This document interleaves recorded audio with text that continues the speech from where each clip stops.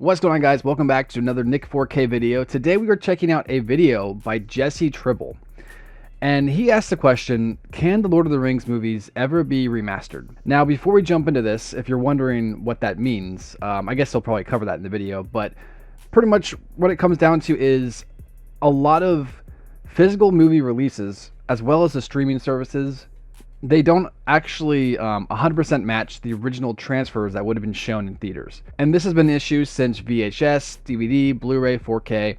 Regardless of the format, they've never been able to truly match what we saw in theaters and what the actual camera would have captured. So I'm sure he'll be diving into all that. So before we begin, guys, you want to see more videos like this, you have any cool ideas for future videos, let me know in the comments below. But with that said, let's begin. When I think about the Lord of the Rings, I think about the colors first. I saw the Fellowship of the Ring when I was 7, and I fell in love with the shades of Middle-earth. Green hills, purple skies, and golden leaves. It's a classic color story, right? The adventure starts in idyllic safety and loses saturation in the presence of danger. The Two Towers is hopelessly blue and gray. The Return of the King splits into black and white across the culmination of good and evil. And when it's all over, color comes back again. But I don't actually remember those theatrical experiences. The Lord of the Rings was shot on 35mm film, and I saw film prints in the theater, but my memory has been shaped by home media. I've grown up with this series in several different formats. Okay, so before we jump in, that's kind of what I was saying about in the beginning of this video. There's some issues, like I said, he'll be covering that. But I do want to cover this real quick. There's something about the Lord of the Rings movies that just have like a magic to them that no other movie has been able to do since, or even before that, I'd say. Now, with that said, I'm not saying that there are, it is the best movie ever, although I do think that the trilogy is probably the best movie trilogy out of all time. There are movies that have other different types of magics to them, but I think that Lord of the Rings was the first movie that really just like, especially for me, that captured this crazy, amazing, fantastical world, and it made like the modern fantasy what it is today. I mean, Tolkien, Lord of the Rings, it's so good. Just wanted to say that. Let's get back to the video. VHS, DVD, the HD Blu-ray, and recently the 4K remastered Blu-ray. And I always assumed that the Lord of the Rings would grow up with me, like advancing technology would preserve it better and better with time. But then I started paying attention.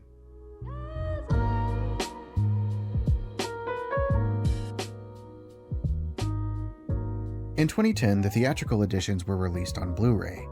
After years of watching The Lord of the Rings on DVD, high definition blew me away. There are so many gorgeous details in the costumes and the sets.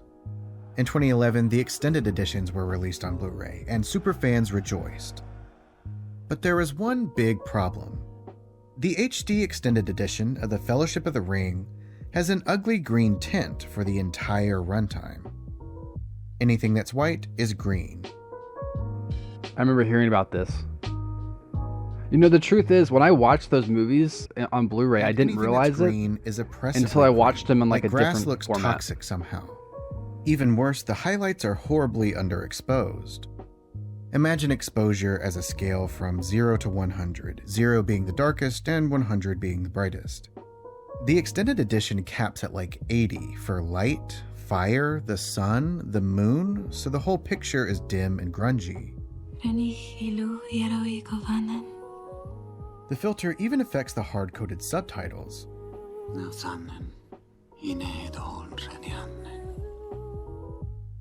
The theatrical edition and both editions of The Two Towers and The Return of the King don't look like this, so it's probably a mistake, not a creative choice. It takes 5 seconds to white balance the footage and it already looks better. Not as good as the theatrical edition, but better. Supposedly, the director, Peter Jackson, and the cinematographer, Andrew Lesnie, supervised the transfer and approved the final product.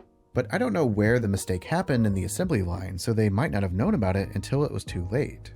And this compromise is so frustrating because most fans prefer the extended editions. I haven't watched the theatrical editions in over a decade. What do you think I am, a poser? Yeah. So pop culture has it's largely extended or celebrated nothing. and That's the way it preserved is. a defective product. Screenshots have a green tint, memes have a green tint, video essays have a green tint. I can't stand when a video essayist praises Fellowship, but they use a gross infected version. The Lord of the Rings, The Fellowship of the Ring is so good it makes me angry. And look, I've done that too, because of course I used the extended edition, and I assumed it was supposed to look that way. But these aren't the original colors. Yeah. Well, Okay. original colors is a loaded term.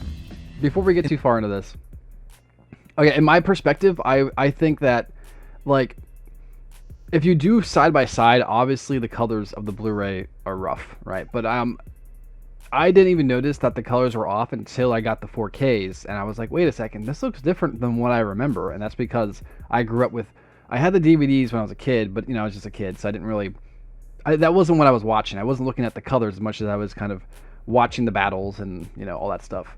But when you get older, you start to notice more of the details, the fine details. You start to notice more of the colors, and things just don't look the same. So when I grew up and got my own Blu-ray set, I actually have the Blu-ray trilogy over there on my shelf. I got my first Blu-ray player around that time, and I got my Blu-ray set, or whenever that came out, maybe 2015. I don't remember when that came out. Whatever the case, I pretty much bought all the Blu-rays, and that's what I watched for years. And that's just what I did. Till eventually I picked up the 4K, and I got an OLED, and I was like, wow, this looks crazy, and that's what got me into 4K collecting. I know that the 4K still has flaws, and I'm sure he'll cover that in this video.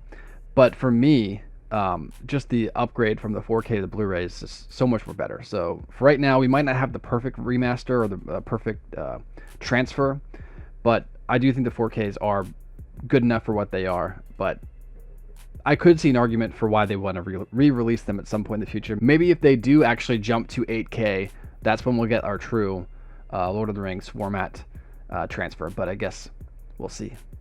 In the era of HD and 4K remasters, older films are modified with new color grades. And some fans will say, hey, that doesn't look like my DVD from 1999. The Matrix. And other fans will say, it was never supposed to look like that. This is actually closer to a real print. And I can see both sides. So much of art history is based on perception.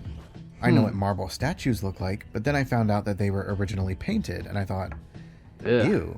Yeah, I for prefer real, no. what looks better and I heard what that serves too. I the don't like story it. better, but come on, that's as complicated as trying to make a movie. And what happens when what looks better doesn't serve the story better? I like the 4K remaster of Oldboy. It's clean and sophisticated, but I think a story that dark and twisted works better when the image is grimy and crunchy and stepped on.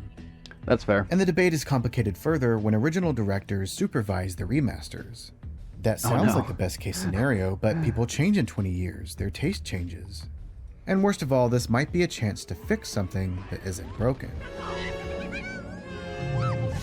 I don't mind. George Lucas added story changes and digital effects to the first Star Wars trilogy over many generations of home media. The original masters have never officially been published in HD, which has prompted fans to reverse engineer their own versions and create a Star Wars without any enhancements. When I discovered the green-tinted Fellowship of the Ring, I started using a fan version, which restores the extended edition back to its original state. Or as close as possible. It's not perfect, I've spotted one or two mistakes, but it's everything I need it to be, so it's precious to me. But most people can't access this. You can't buy it, you can't stream it, you have to look for it and download it, and that's why the official 4K remaster should have been perfect. But it wasn't. Andrew Lesnie died in 2015, but in 2020, Peter Jackson personally supervised the ultra-high-definition remaster of The Lord of the Rings, just in time for Christmas. Yeah. The Blu-ray has HDR, or High Dynamic Range, which means... Okay, so before we jump into that too, I just wanted to state, I mentioned it earlier, but this is a question I actually get a lot. When did I start collecting 4K content? For those who don't know, I actually had Blu-rays for a long time. I'm a massive supporter of physical media. I think physical media is something that's super important for the future, and being able to actually own your actual media, what you put your money into, you should be able to actually get something to physically have.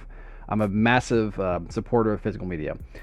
I originally thought that 4Ks were kind of more like snake oil. Like, there wasn't really much of a difference between a 4K stream and a 4K physical media. After doing much research and realizing I was completely wrong, and 4K physical media is just so much better than any 4K stream would ever hope to be. And I actually learned that when you're watching a 4K stream, you're watching about the same bitrate, if not less, than a standard 1080p Blu-ray. For a lot of people, that probably doesn't matter, but for me, I want the best of the best, especially when I'm paying for it. You know what I'm saying? If I'm putting money into something, I got to get something good.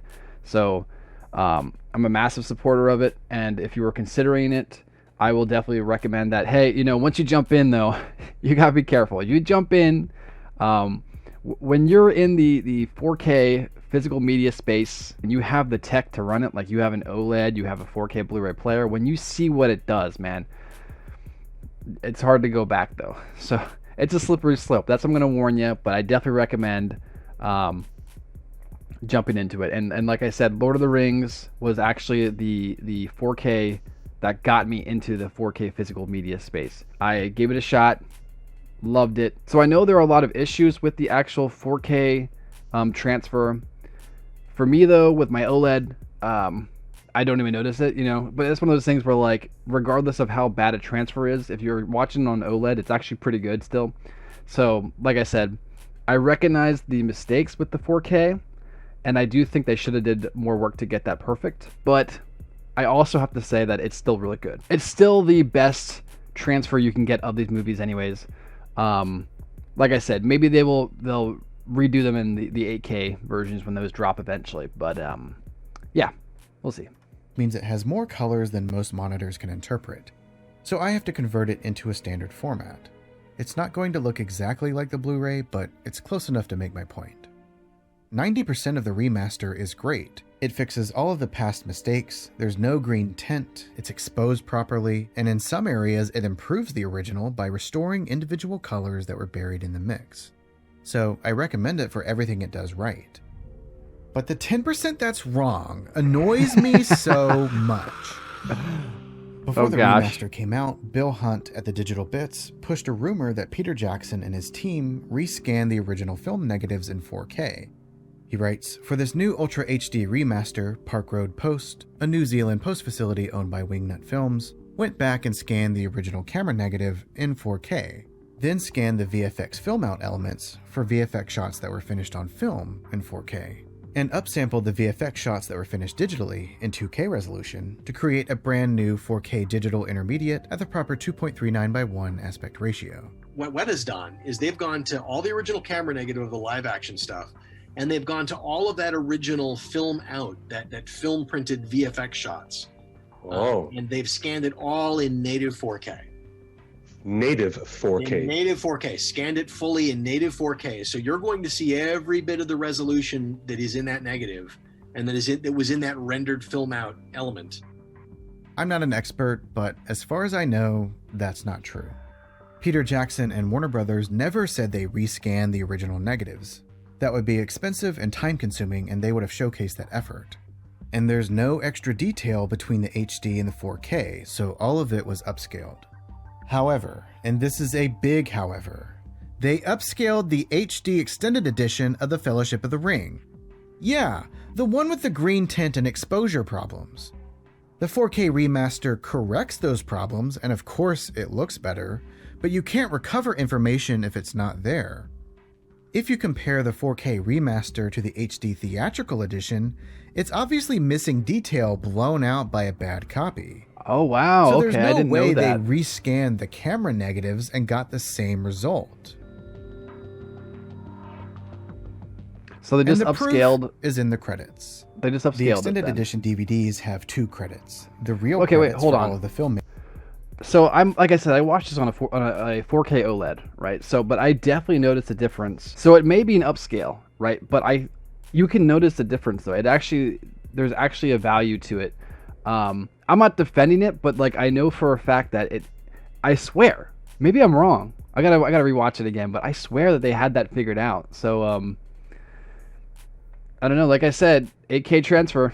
They'll probably save it for that. We'll see. Makers.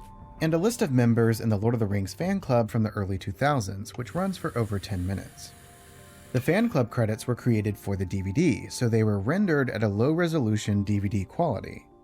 When the extended editions of The Fellowship of the Ring and The Two Towers were remastered in HD, nobody wanted to retype all of those names, so they just tacked on the low-res footage.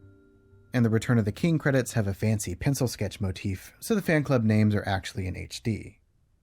So, In the 4K remastered, ultra high definition, high dynamic range extended editions of The Fellowship of the Ring and The Two Towers, they have very obviously upscaled DVD quality text into oblivion. Wow. I didn't notice that. That's embarrassing. Yeah, but that's just the credits. Next time and rid us of your stupidity. No one watches the credits. Not defending it, I'm just saying. That is a fair criticism, though. That is fair. Question. That's another lazy Peter thing Jackson they did. not know that there was a problem with the extended edition of The Fellowship of the Ring? Or did he not care? Are we stuck with that mistake forever? It feels in many respects like I finally reached the end of the journey and finished the job at last. No, you haven't. The biggest controversy was the excessive amount of DNR, which means do not resuscitate. Just kidding. Actually, that applies here too, but no, it means digital noise reduction, which is when filmmakers try to reduce film grain with modern technology. It's like, really, if we're going to do a film for cinema, it should have been done on 35 millimeters, which is just the best quality. We shot this on 16 because it's a television thing. Peter Jackson upscaled archival footage for his recent documentaries, and the resolution quality is impressive. But everybody looks like a wax model. Their hair is blurry, their faces are smeary, and some of that is because he denoised the footage. I love grain. It has energy and texture, it reduces... I think it depends. I'm not the biggest fan of grain. I don't mind like the subtle amounts. Sometimes I feel like grain can be a little too obnoxious in some movies. There are people who absolutely hate DNR, and I completely understand. For me, I think that DNR is a technology that they're going to eventually master. Right now, it's at a point where it's really good, but it's still not like perfect.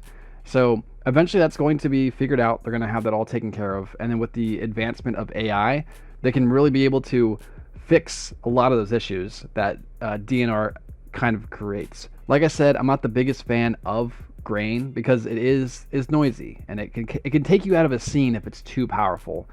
But like I said, that's eventually going to be a problem that will probably be fixed in the next couple of years here, in my personal opinion, like I said, with the advancement of AI. And I know AI is another topic that a lot of people don't like, but it's the future. So it's just going to get better and better and smarter and faster and cheaper. And once it can do that, companies are definitely going to take that and they're going to run with it. So it is what it is. Is banding, and yeah, it's nostalgic, but it pairs really nicely with this ancient world. It's like electricity is in the air. Not everyone feels that way. Some people prefer a clean image, but this isn't about film versus digital or noisy versus clean. It's about turning one thing into something else. The image was formed on physical particles, so by definition, removing grain removes detail. The Lord of the Rings was shot on film, it should look like film. The DNR isn't that bad. Most people won't even notice because most people can't see very well. But everything is too smooth. Faces are too buttery, landscapes are too glossy, and there are digital artifacts. The damning shot is the Minas Tirith courtyard. The Gandalf staff. Shadowfax's ears are ghosted onto the image throughout the entire shot. And the top of Gandalf's staff fades in and out because the DNR interpreted the motion blur as noise. That's a good indication that the settings are too high. That's rough, but you don't notice that. I'm zooming in frame by frame and toggling the original on and off. I didn't see any of this while I was watching it. But everything looked faker than it should have. Grain isn't just a cozy aesthetic, it reinforces visual effects and compositing. If live-action photography and matte paintings and computer-generated models share the same texture, then they blend together better. The practical effects will always look phenomenal, but every time they renovate The Lord of the Rings, the CGI looks worse. And some of that is perception. On VHS, digi-doubles were just specks on the screen, so in ultra-high definition... Yeah, that shot's rough now. Look at those PlayStation polygons There are some shots that are really rough. That's one of them.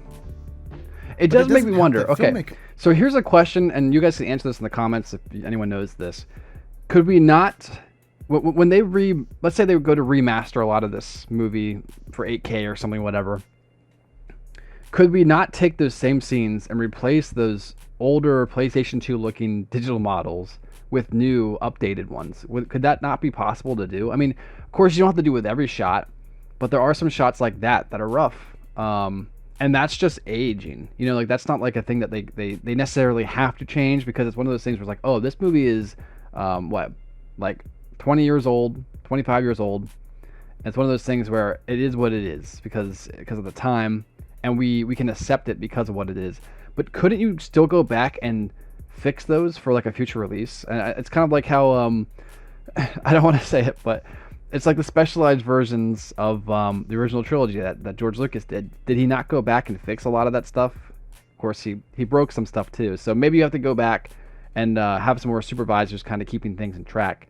But honestly, just to go back and fix CGI, not to go and mess with the whole scene, I think I'd be okay with that. I think if they went back, took scenes like that, and there was another scene, my brain can't currently remember, but scenes like that that are just like rough looking, and just fix those, I think that'd be fine.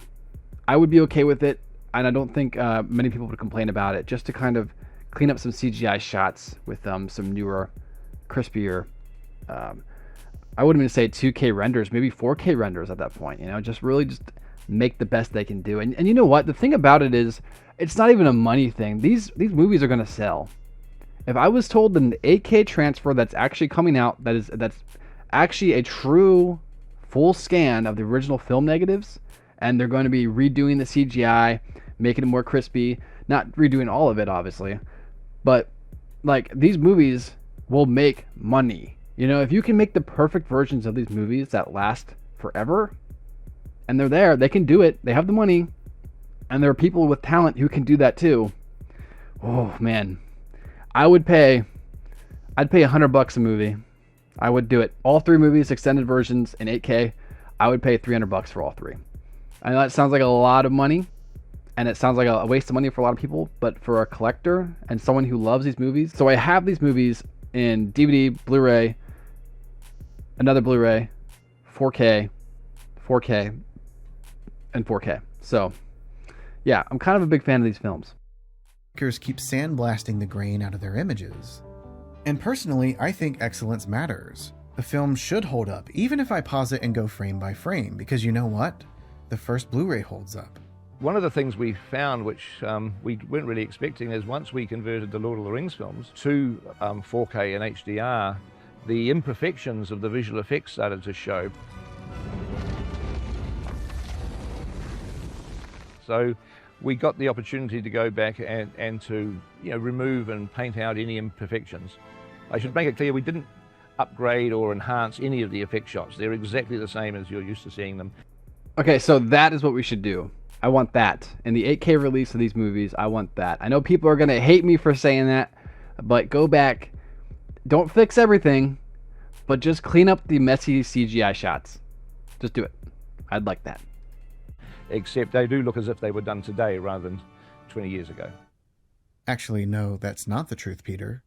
There's at least one deliberate upgrade. If you didn't know, the Hobbit sizes were created through various methods like forced perspective, compositing, and simply short doubles.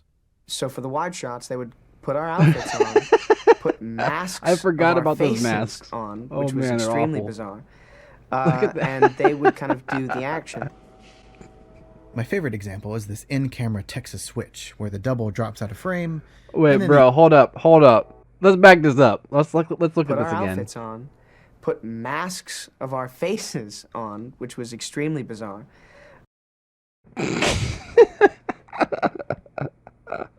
Yo, wow.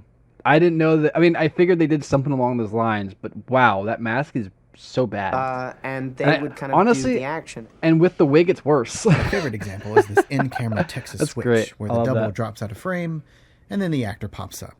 It's like a magic trick. But yeah, if you know what to look for, you can see Oh, these man, creepy so masks good. in the background. So the 4K remaster replaces one of the doubles with the actor. Well, what if I like the mask, Peter? Huh? What then? What if I like to annoy people by pointing out all of the creepy masks in the background? I never It noticed doesn't that. even make sense because there's another shot with 2 masks that they don't fix, so what's the point? Wow, I never There are noticed some other those. minor fixes throughout. Dang. Camera stabilization, Where are you taking us? Into the wild. effects touch-ups. But I don't know. It's a slippery slope. It starts with minor fixes, and then before you know it, they're splicing Martin Freeman into the prologue. Do you think you're ever going to replace the sequence of Ian Holm finding the ring with this in the... A lot of people have asked me that. I don't know. I mean, there's reasons why if we did an ultimate, Lord of the Rings box set, you would do that, obviously, for continuity's sake. At the same time, I feel compromised by it because Ian Holm was so terrific. If we did it, I'd still want the old version to be available and not be discarded because that belongs to the history of the Lord of the Rings films. Yeah, you know what? Okay, so I've been asked this before too. My thoughts on this is I would be okay if they changed it, but I'm also okay that it isn't changed. Like, I like the idea that, like, while The Hobbit and Lord of the Rings, they are, one big saga, right? They also feel like they're their own separate things too. So you don't have to watch them as one big saga if you don't want. You don't have to believe that they are part of the same world. The scene where Bilbo, he finds the ring in the beginning of that film, I like to think of it as if that is the true story, right? Like that's actually what actually happened. And then The Hobbit is when Frodo like read Bilbo's book. You know what I'm talking about? So like they would actually be sitting there and he'd be like, okay, let me read this story. And of course, when things happen in real life, they are what they are. But usually when you hear the story of that event that wasn't that eventful becomes more romanticized. And I like the idea of maybe like that could be the explanation. So there's the real thing that happened with Bilbo, and then there's more of like how Bilbo, when he was writing it down, maybe he forgot some things or he added some things. He was trying to add more magic to his story. So that's why it feels like the Hobbit is more fantasy, like definitely more happy fantasy compared to Lord of the Rings that feels more real. So I kind of like the idea of that, and that's kind of what I do in my brain, my own headcanon. But like I said, that's just me. Lord of the Rings Remaster wasn't just a gift from Warner Brothers, it was a marketing tie-in with the 4K release of the Hobbit trilogy, branded as the Middle-earth Saga. A 6-film marathon experience. I have those. I don't like the Hobbit movies, so I hate when people lump the two trilogies together. But the fires of industry will not separate the trilogies because it's financially beneficial for the lesser franchise to piggyback on the greater franchise. So even though they are 6 movies that tell one continuous story, it didn't really have a consistency with the look and sound of the films, just due to the time over which they were made. See, like, and that's why I said with my own headcanon, it's good to see them as they are combined, but it's more like The Hobbit is Frodo reading the story, right? So it is more whimsical, it is more romanticized than what actually happened, but I don't know. I think it's one of those things where I'm a massive fan of Lord of the Rings, and the Hobbit movies were disappointing to me. So they're better to me now because I look at them in a different light, and I think if more people did that, they'd like them more too. The goal of the project was to make the Lord of the Rings look modern and consistent. With itself, yes, but also with the Hobbit trilogy. And in all lands love is now mingled with grief. I love how soft the Lord of the Rings is, and I'm not talking about detail, but the way that shapes and colors melt together. Edges are fuzzy, lights bloom off of surfaces, and one color dominates every location. It's poetic. The Hobbit, however, is very literal. Everything is what it is. The Hobbit was shot digitally in 5K, and it has a professional color grade. The edges are sharp and crisp, the lighting is even and controlled, and every object has specific boundaries. It's like a pencil drawing versus an ink drawing. Both are valid artistic choices, but again, they're trying to turn The Lord of the Rings into something it's not. Literalism enhances realistic settings, but it neutralizes fantasy settings, even if it's technically correct. The sequence that bothers me the most is Lothlorien. The original is luminescent. The highlights are glowing with ambient silvers and purples, and the shadows are soaked in rich blues. But the remaster is allergic to these fairy tale colors. It's almost black and white by comparison. So instead of a magical elf gliding through her enchanted realm, she looks like a beautiful woman in a beautiful gown on a beautiful set. It's missing that ethereal charm. Okay. But it makes he's probably going to say what I'm going to say, but I'll be honest, I actually think the 4K transfer looks better in this scene. I get where he's coming from when he says the blue. It's supposed to show that more magical, ethereal look. I get that, but I prefer the look of the 4K in this scene. I get what they're going for in the HD theatrical version, but it looks like the blue is like a tint, like they just turned the tint up too far. Honestly, looks like it's kind of an accident. In my opinion, that's what I think. Perfect sense when you realize that the HD version also looks like that. So if that was their reference, then of course it looks totally removed from the original. It's a copy of a copy, and it's so boring. But I could live with all of that if it wasn't... I don't know. Here, let's go back to that quick. If you look at this, like he said, it's a copy of the extended version. As we know, the extended version is the 4K transfer that they used. For me, I think that actually looks like it's a good combination of like what these two would be if you would have took these two and you combined them from the original. Yeah, that's what this looks like. So the top layer, which is the theatrical edition, it has like that blue tint, right? But it has more glow to it compared to the HD extended version. But then there's the combination of these two. So it gets rid of the blue and it keeps the better colors, but it keeps the glow, and you get the 4K version. So I understand where he's coming from with this, but I do think that this is wrong. I think that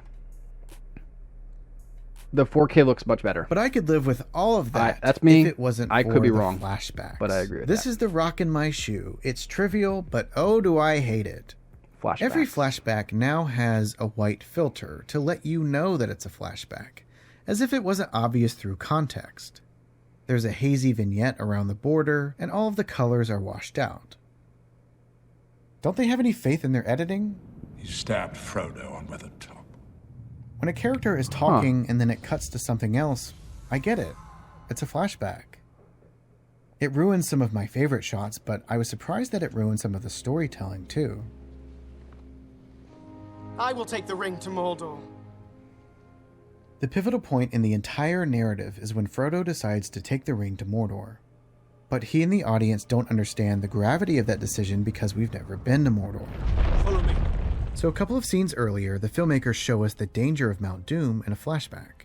The figures are surrounded by caustic smoke and blistering fire, and the world is at stake. Destroy it! Elrond begs Isildur to destroy the ring once and for all, but he doesn't. And from here on out, we know what that means. He's got to destroy it! That's where we're going. Into Mordor. To the Mountain of Fire. Destroy it!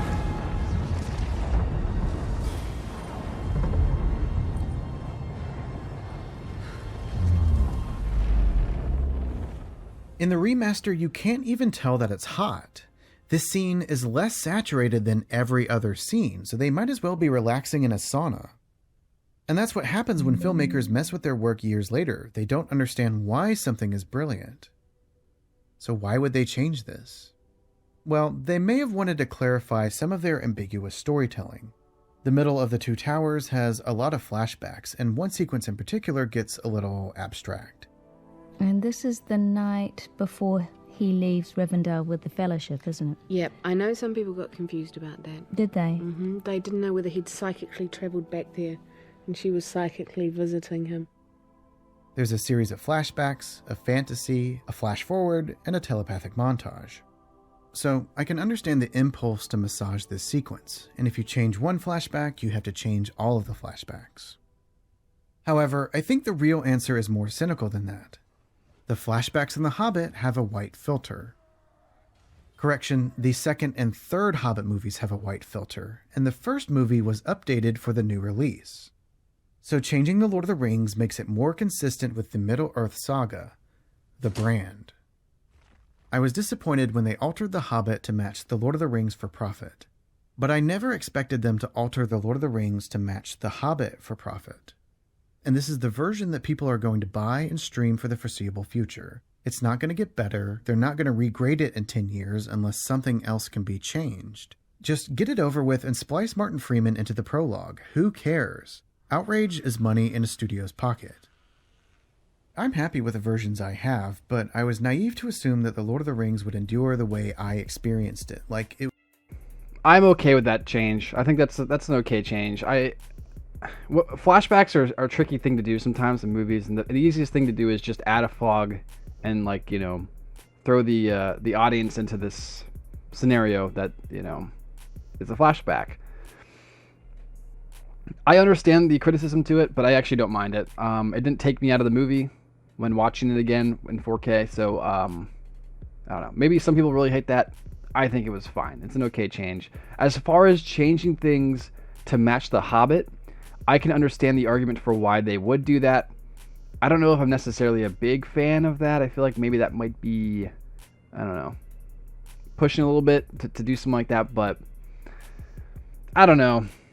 I understand why they did it. They're trying to do the brand recognition, and so it's the idea is to take both of those trilogies and kind of make them familiar to each other and not as different. So it is what it is. It was too good to be corrupted. I should have paid better attention. Everything is open to corruption and decay, especially what you love most. I don't know why. It makes me sad. So there you go, guys. There is the video by Jesse Tribble. Yeah, I didn't 100% agree with everything he said, but I 100% understand where he's coming from in his arguments.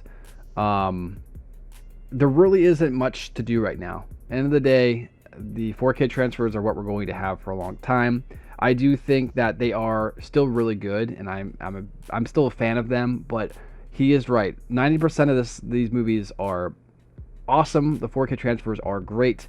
But there's like that 10% that's just really annoying. For the foreseeable future, I don't see them ever doing another 4K transfer. But when 8K becomes more popular, and it slowly is kind of gaining more popularity, they will do another transfer, and I'm sure that's going to be the perfect transfer. And like I said, maybe they can actually utilize AI and what advancements are going to come from that to make those 8K transfers just amazing. But we'll see. There you go, guys. There's the video. If you guys enjoyed this video, make sure to like, subscribe for more. If you have any cool ideas for future videos you want to see me react to, let me know in the comments below. And if I use your suggestion, I'll give you a shout out in that video. But thanks again for watching. I'll catch you later. Peace.